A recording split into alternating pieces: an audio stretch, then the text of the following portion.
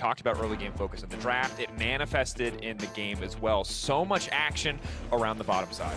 Yeah, this was really unfortunate there that he wasn't able to pick this one up. And he was getting bullied throughout this game, in fact. This is what I love about Peanut. You see him in any team that he is in, if he gets an advantage, he will really rally the team to work through his lane, or at least, I mean, through his matchup. And so we saw him invading, stealing red from Wei. Wei really didn't have an angle this game.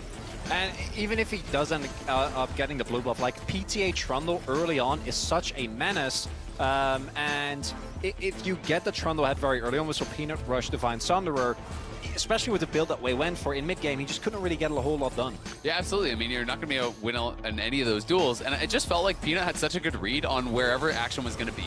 Peanut, throughout the entire early game, was matching everywhere Wei went. Clutch to end this one. It still felt within touching distance in many moments, but honestly, across the board, Gen.G and these mid-to-late game team fights were just flawless. Well, and I think one of the other things is Gallus actually just so far behind. Even when they were able to create space, less about this fight and more about that final Baron fight, where Tristana's actually free-firing for so long. Tristana could never actually get towards IE. Actually got pushed back pretty far as the item progression. So they were taking so long to actually punch through this front line that it just felt like even when they made space for Gala, they couldn't do enough with it. Yeah, and speaking of space, one thing that was really hard for RNG to deal with was not only the Renata ulti, but the Silas stolen Maokai ulti. There was no angle for you to go in, and one thing you loved, Azel, talking about it in the back room, was the Blitzcrank ulti stolen by Silas.